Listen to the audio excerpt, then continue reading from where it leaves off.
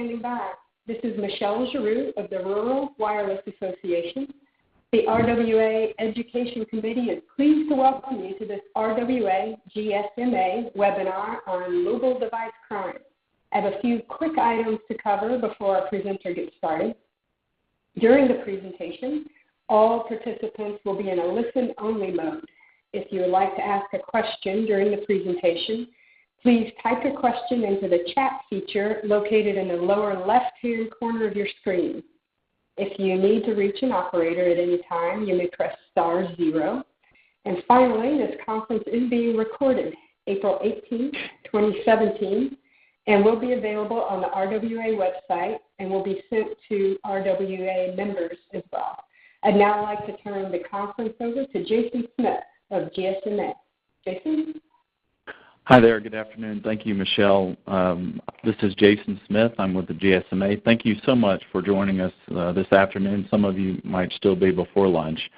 I am the Senior Director of Device Check with GSMA, and that pertains to one of our products and services that we support. But I started with the company about 10 months ago.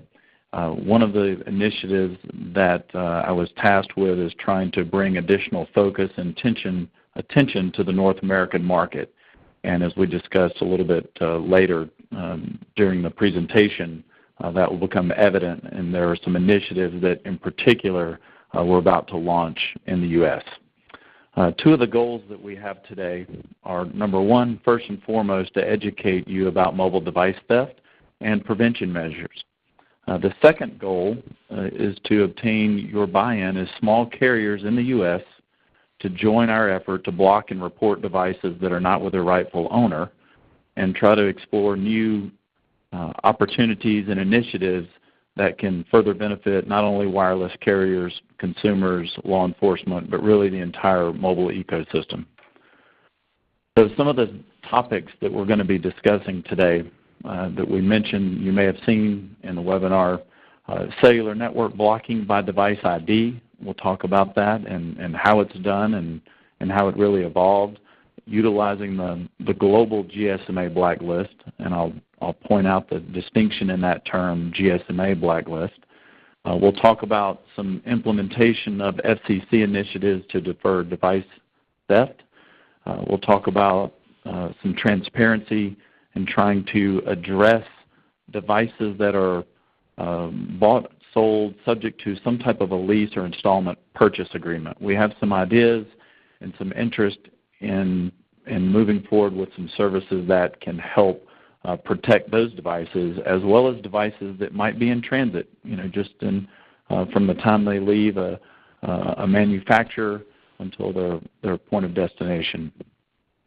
And lastly, but certainly not least, we want to facilitate participation by the smaller U.S. carriers. In the past, there may not have been as much attention to that, and that's something that I hope that I can help overcome to obtain your participation.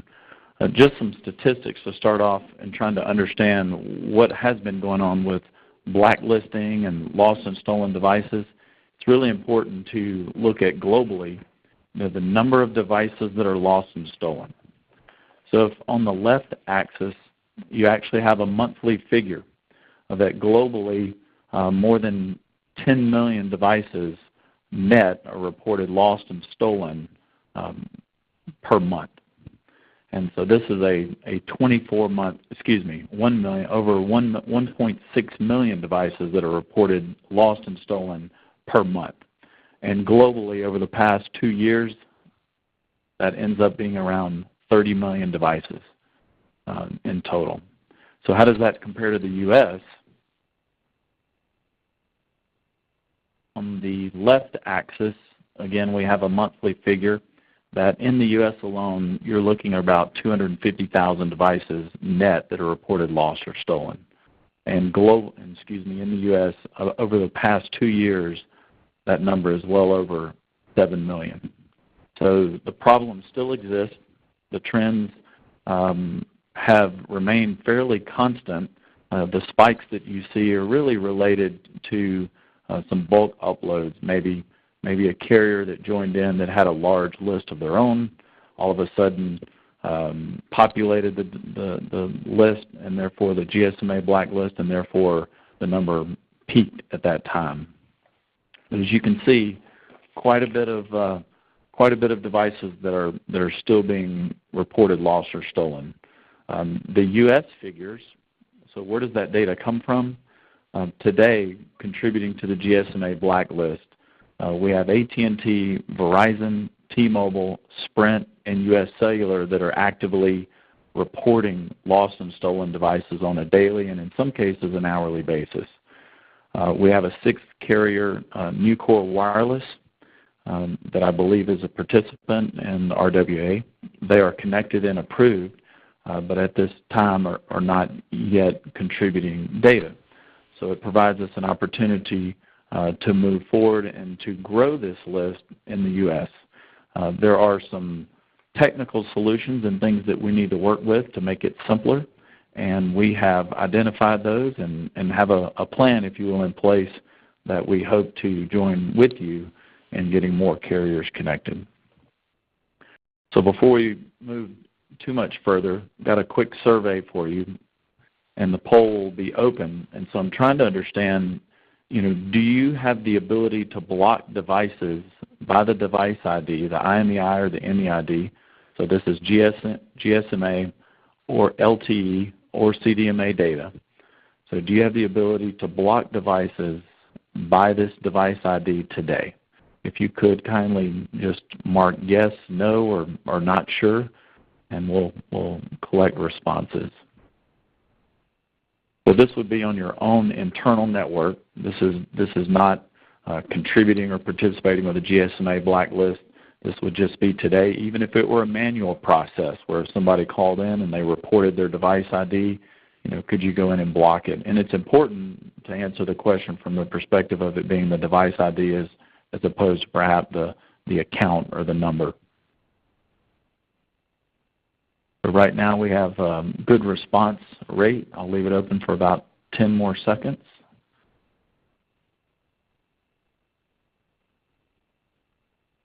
Thank you very much. And I will go ahead and close the poll. So we have a handful, about 5 that are yes, that they can block, 12 with no, and 12 that are not sure. So that would be something to try to figure out. What is the, if you were going to go back and as an action after this call to try to figure out, okay, can we do this? If so, how, and what is the effort? So we'll talk about next some initiatives and some things that will answer, why should I even do this? First of all, the FCC Technical Advisory Committee did come up with a set of recommendations a couple of years ago. We are helping to implement some of those recommendations. One of those was to actually have carriers connect to the GSMA database. So the GSMA database itself has lost stolen devices from all over the world. And as I'll point to in the chart that should be displayed now, GSMA really sits at the center of this device ecosystem, and it all starts with the fact that GSMA issues the type allocation codes for all mobile devices to all mobile device manufacturers. So they get the TAC codes. Those TAC codes and the device attributes are stored by GSMA, and GSMA provides services that are called device database and device map, where users of the service can access all types of different data and device attributes for mobile devices. The GSMA blacklist, I can point to it, the GSMA blacklist is an exchange of operators or by operators of their own respective blacklist. So you may even have a blacklist today for your own network. If you looked up and said, yes, we've got this number of device IDs, we have blocked them on our network, they're on your own internal blacklist. So all these other carriers around the world, over 100 of them, actually connect and exchange their blacklist information with other carriers.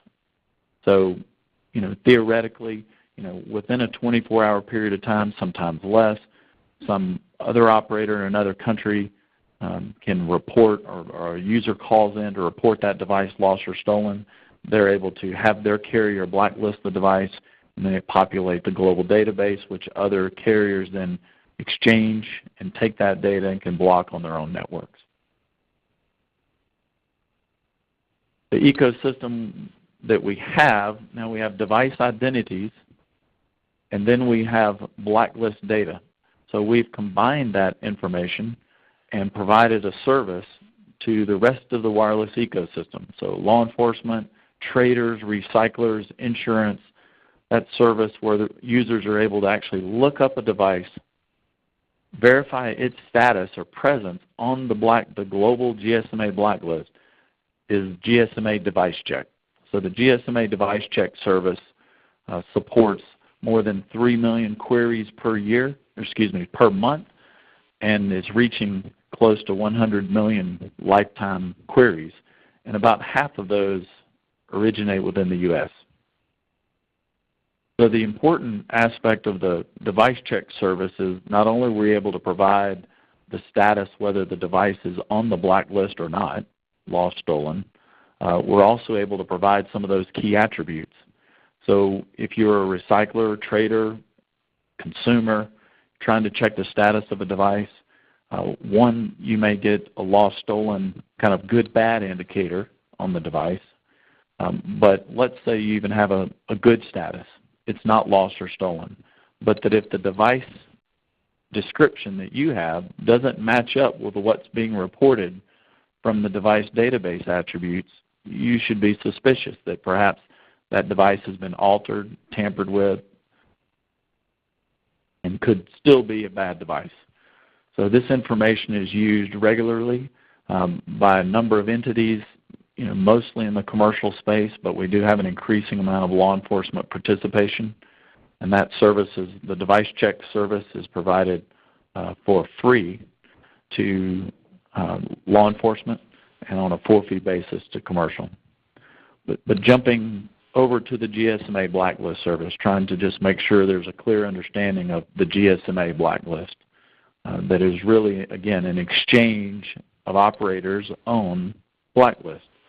As I mentioned before, there are more than 100 operators, and that's spread across 35 countries. We still have some work to do to expand to other parts of the world, but we are undertaking some initiatives to help grow that adoption in other countries where they may be doing some type of blocking and reporting on a national level, but trying to make sure that information is exchanged with the GSMA blacklist. Most of these operators utilize an equipment identity register. So in the survey question I tried to ask is, do you block today? Are you capable of blocking? That's the first step, even if it were on a somewhat of a manual basis. But these operators utilize an equipment identity register, which is very specific, well-defined in terms of what its functionality is. Our understanding from engaging some of the smaller carriers is that they may not have an equipment identity register, but that is not an absolute requirement. In fact, we've already identified use cases and have approved where there are processes. If you don't have that, that's okay. We can work out a solution that is clean, allows you to report devices to the GSMA blacklist, able to download certain data and be able to block on your network. So there are ways around that. Currently, the methods that we use for the GSMA blacklist service is with a secure file exchange. It's done daily, and we are transitioning many carriers to hourly to try to improve that system and its performance in fighting device crime. The GSMA Device Check service that I mentioned before has both web and API access methods. So today you could go to devicecheck.ca, and you'll find in Canada where they're able to utilize our device check service. So we also have our own branded GSMA device check service that you can find at devicecheck.gsma.com, and that would provide access for law enforcement and business users. And those are just web examples of how you can access the device check, GSMA device check service. But most of our commercial users, nearly all of them, use an API. We have several APIs that support a variety of different commercial applications, but they also support law enforcement applications to help crime detection. We have recently even established a relationship with the World Customs Organization so that they can utilize the GSMA device check service with an API, build it into their own system. So really trying to make sure this information gets out to as many users in the ecosystem as possible to help fight device crime. Moving on from the GSMA device check, we have recently launched, or about to launch, a collaborative effort with the CTIA with a new service. It's really a portal that is powered by the GSMA device check service to provide lookups, device lookups to consumer, commercial, and law enforcement users. So this USA-only initiative was responsive to an FCC TAC recommendation that said we think a portal would be good to allow even consumers the ability to look up device status. So this portal, again powered by GSMA device check, will be located at stolenphonechecker.org. It's a collaborative arrangement with the CTIA and will launch publicly in early May. So we're actually completing some user acceptance testing right now. We'll have an operational launch shortly, but publicly that will launch sometime in the early part of May. And we would, so how does that affect you? One, it's important to know that the consumer, the public, law enforcement are going to have increased visibility of the use of this portal, not just the portal, but also just device checking, understanding the value of checking an IMEI or an MEID, a device identifier, against the GSMA blacklist, checking its lost stolen status, the public outreach, the outreach efforts that will be launched over the coming months, if you will. Probably be a little bit of a phased approach, but from a consumer's perspective, consumers are going to know about this, and it's going to hopefully be something that's important to them, that we can educate them. And so I think it will be something that will be of interest to you and your subscribers as well. So a quick survey, just to break it up a little bit, asking the question is, the survey is open and really trying to just ask the question, are you aware of this collaborative effort between GSMA and CTIA? You may not know it as the Stolen Phone Checker. You may have heard of it as MDIP. That was an acronym that was used, of course, a great technical acronym. That stands for Mobile Device Information Portal, and it was one of the recommendations from the FCC Technical Advisory Committee to fight device crime. Looks like we're already up to quite a few responses. I'll hold it open for another 10 seconds.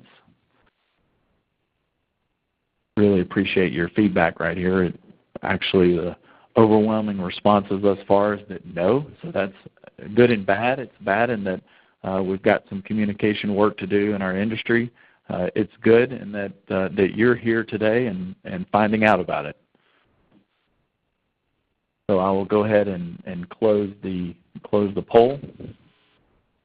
And as you can see, we've got a good bit of work cut out for us to make sure that there's an awareness with that portal. Again, the portal is stolenphonechecker.org, and that will be it's completely powered by GSMA device check, but it does provide a lot of other useful information even at a consumer level in terms of how do you find your device ID? How can you protect your personal information on your mobile device?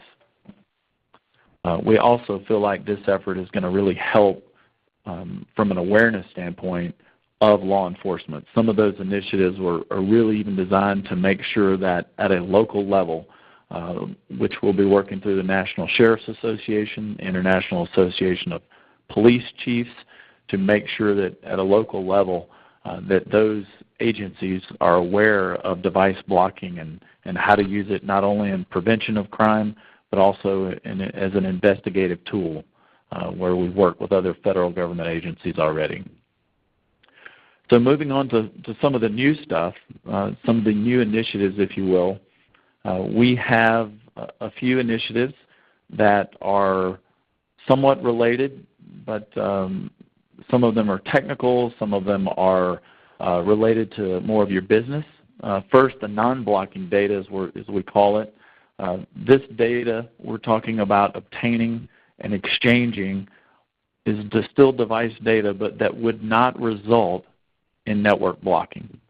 So some of the examples, the term that we're using very specifically, and there's a reason why, financial encumbrance, which would cover any device that you as a carrier are providing to consumers that might be under a lease, might be under an installment purchase, but you would like to have that information show up in the device lookups. Although it would not be related to specifically blocking, and it would not be displayed as blocking, it would certainly be available in those 3 million monthly queries of recyclers, traders, anyone interested in buying a device. Again, more than half of those originate in the U.S. So all of these queries, if we could still put that type of information in there, that maybe it's just a flag, a cautionary flag that lets someone who's interested in buying that device know that that device is subject to some type of financial contract. May or may not want to disclose the details of whether it's a lease or what type of an agreement is, but just that there's a flag, just that there is something tied to that device that might need further investigation. If you were one that was going to be selling your device, I know there have been more initiatives to try to make sure consumers are aware if they have an installment purchase agreement with their device, that perhaps they're not even aware that they are buying the device over time. So I've seen increased awareness campaign to make sure that people know that, oh, you've got 10 more payments left, 9 more payments left. This would just be another tool like that maybe even let them, if they went to check their own device before selling it or listed it with some type of online trading exchange, that they would become aware that they actually had some number of payments remaining on the device. So that is probably the key driver right now, is the financial encumbrance for carriers to be able to alert potential buyers and sellers to the status of a device. Another example of non-blocking data are devices in transit.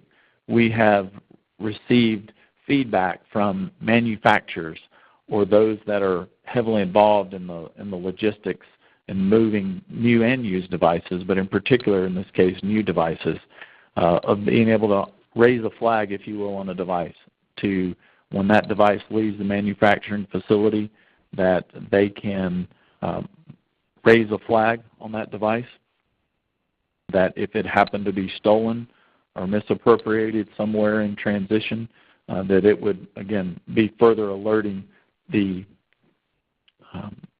potential market for devices that may not be with the rightful owner, that they would have an opportunity to be able to flag that device. So that would require a little more expeditious treatment, whereas today most of the carriers that we exchange data for lost stolen do that on a daily basis. Well, for something like this, we would definitely want to make use of an API and have a more real-time updating status of that device. Another initiative that we're working on is third-party blacklisting. What that means is rather than just wireless carriers being able to participate and to send and download information, which carriers are, in this case third parties such as manufacturers, maybe insurers, if they know that a device is lost or stolen. There are in some cases also pseudo-government agencies in other countries that fall into this category, but they are wanting to be able to directly write or submit that device data to the GSMA blacklist.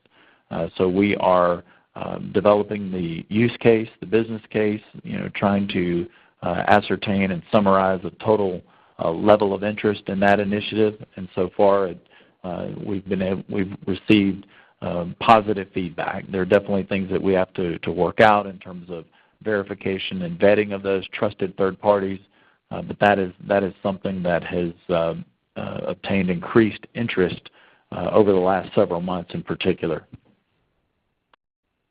Another service that we are working on, and part of it is available very soon, is Cloud Block.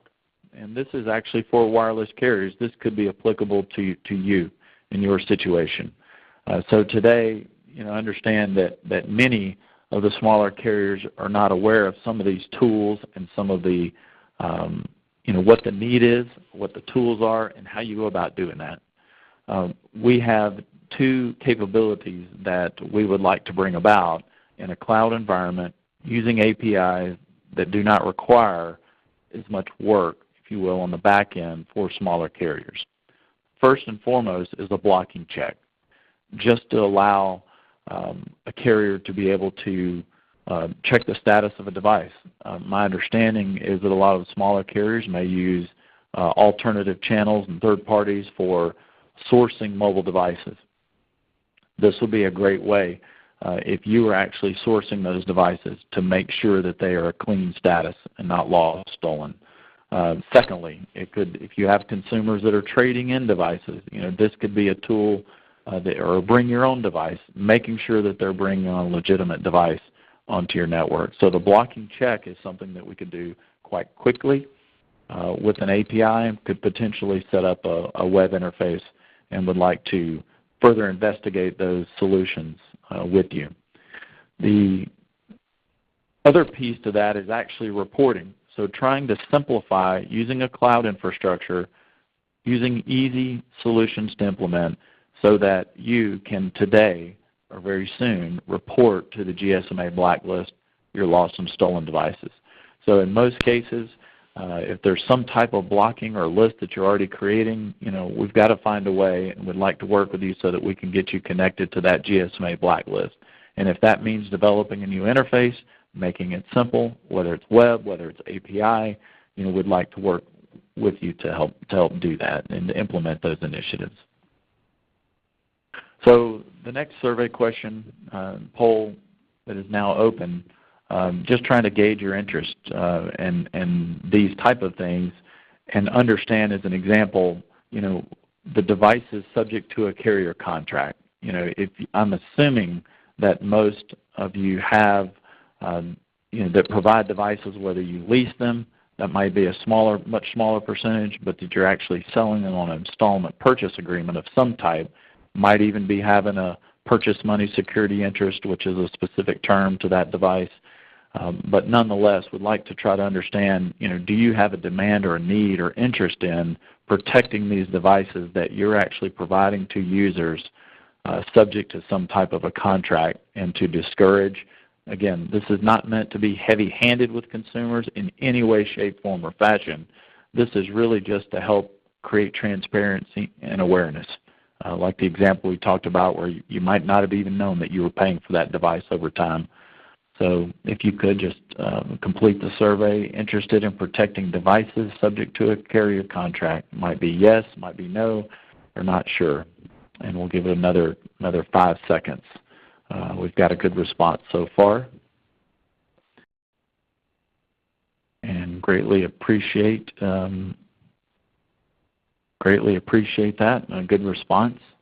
And we want to help you, try to better understand if the answer is yes, which it looks like about half are yes and half are not sure. And I think that speaks to the application itself, and that if it's a no, you probably have some strong opinion. If it's not sure, it's probably more of, can we do this? What are the obstacles? Not just technically, are there regulatory considerations, or how is it going to be perceived? And so we've been gathering feedback to help make sure that this device, subject to device or financial encumbrance terminology and how it's presented in the device check results, both at a consumer level and a commercial level, is done so in a way that's good for the whole ecosystem. So thank you very much. I will close the poll. So USA small carrier participation, brings up the question of why are we doing what we're doing today? We've got a lot of the larger carriers that are already participating, but if we have to move forward to obtain additional participation, not just in the USA, not just with small carriers in the USA, but globally. And so we are undertaking a very diligent, focused effort to try to help bring in participation with all different stakeholders in the wireless ecosystem. But first and foremost, those carriers that we feel like that can join in. We've got to make sure that it's easier to join. We've got to make sure it's easier to start exchanging and blocking.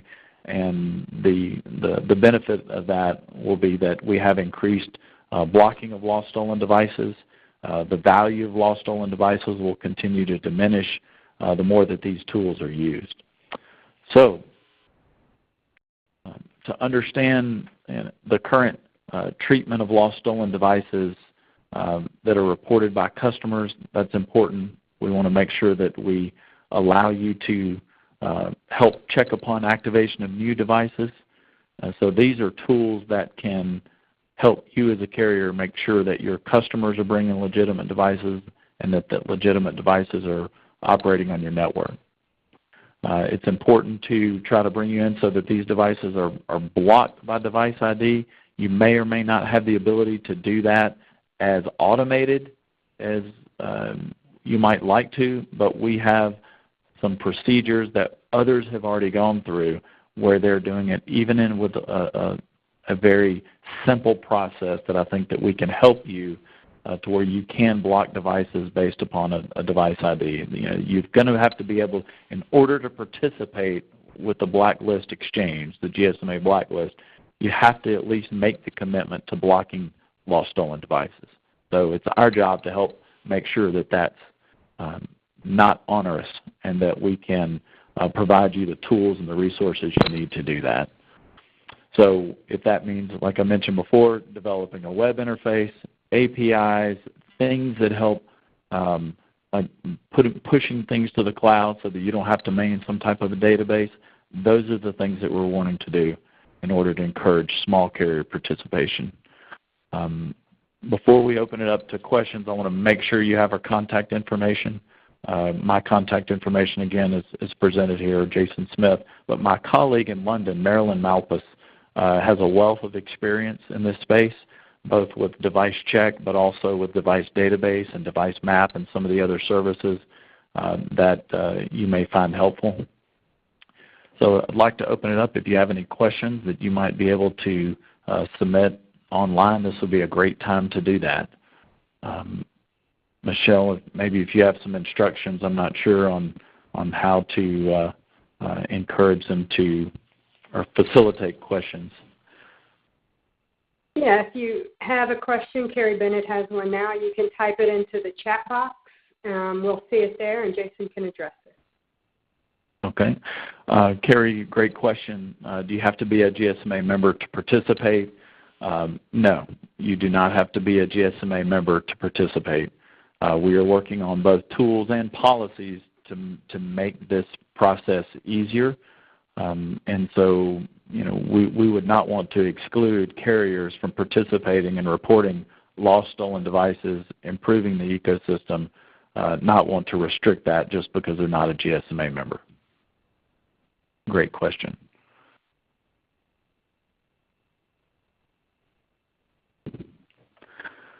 Okay, any other questions? Thanks, Carrie, for getting the ball rolling. Before we get to the next question, I'll bring up the one that everybody was wanting to know. Was that my picture on the first slide? Okay, no, that's not me. Just trying to provide some humor here as we wait on questions to come in. So one question, is there a cost for participating? No.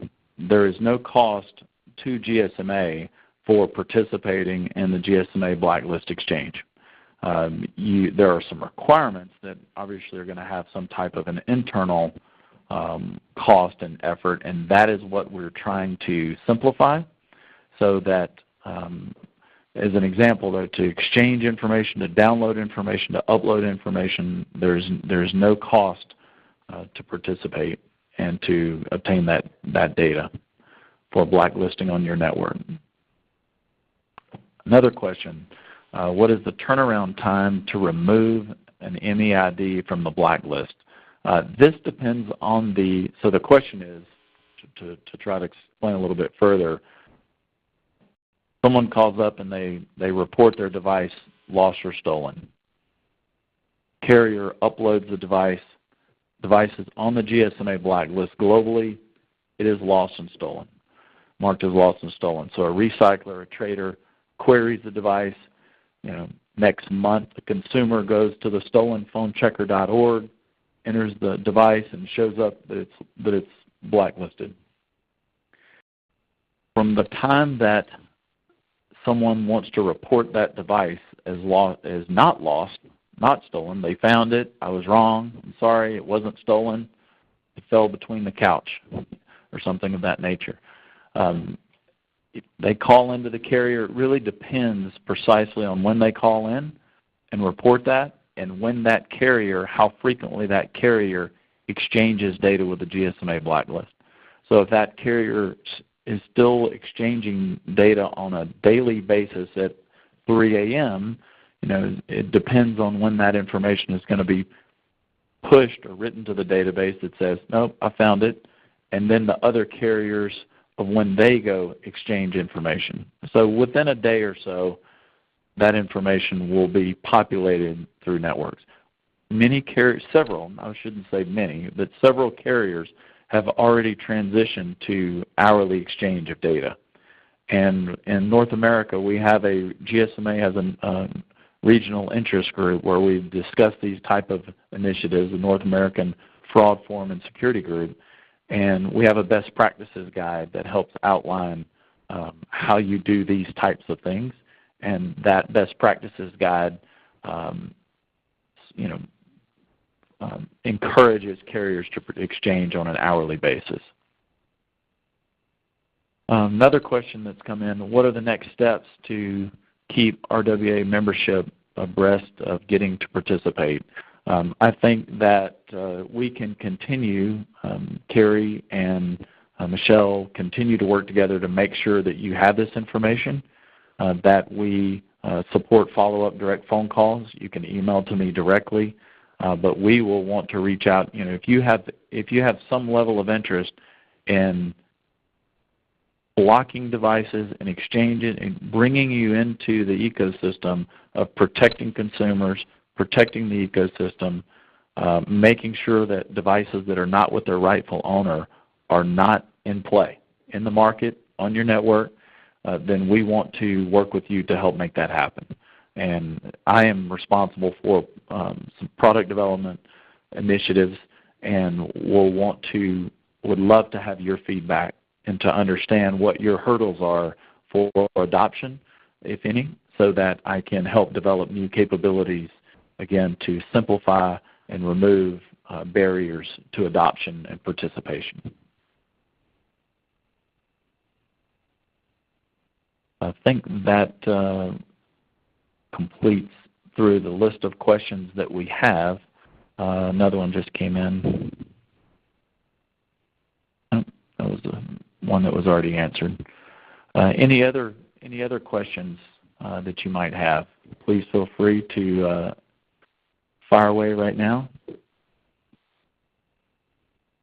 Will I be at Mobile World Congress Americas to discuss? Absolutely. That will be a focal point for GSMA and these initiatives, where we will want to drive together adoption.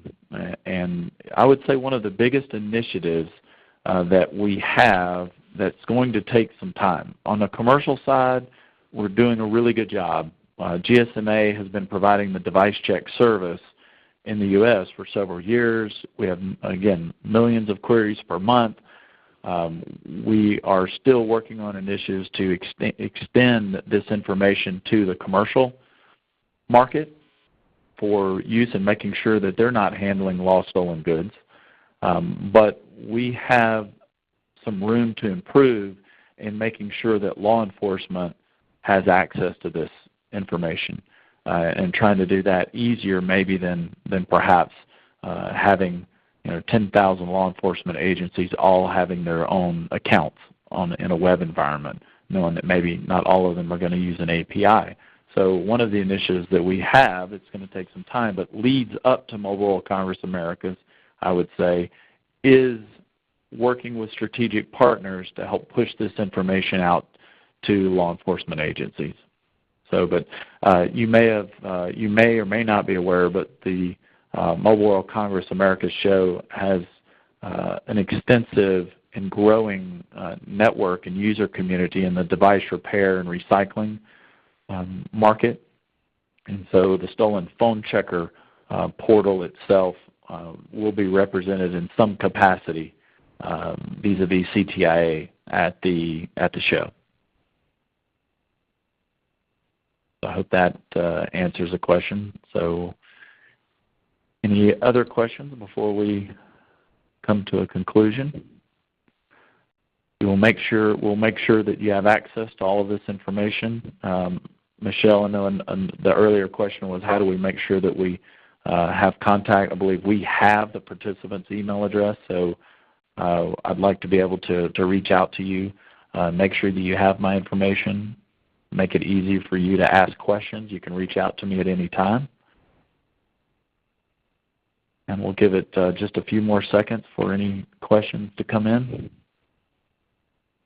Michelle, do you have anything before we conclude? Or I do not. Thank you, Jason. That was very helpful. We appreciate your putting this on. Okay. Well, thank you all so much for joining us. That concludes today's conference, and hope to speak with you soon or exchange emails, and definitely see you in September at the show. This does conclude today's conference call. Thank you for your participation. You may now disconnect.